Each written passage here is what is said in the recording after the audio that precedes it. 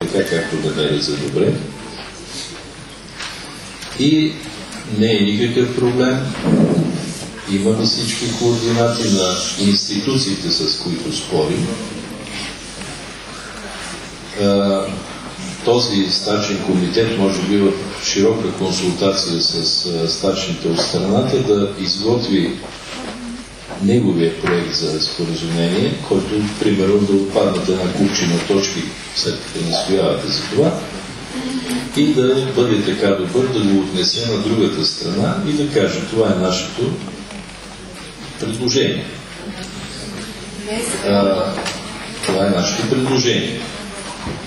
Значи, двете конфедерации са поели ангажимент да ви предоставят всякакви възможности за комуникация в страната, за придвижване, доколкото ни позволяват възможностите и ресурсите и така нататък. И вече вие решавате. Ние не решаваме. Искам това да го прочетая. Значи, ние с доктор Христов ви казваме буквално следното нещо. Нашата компетенция стига до това, като лекари, да направим примерно операция от спука на ясен. Но, за съжаление, нашата компетенция не стига до там да направим посаждане на черен дроб. Така ли, колеги? Ако мога да се изразя картина.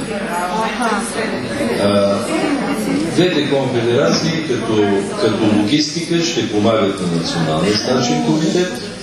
Моето мнение е най-добре той да се разшири от упълномощените лица в тази зала, това не е проблем да се провери по списък, и преговорите да продължат така, както вие ги упълномощите.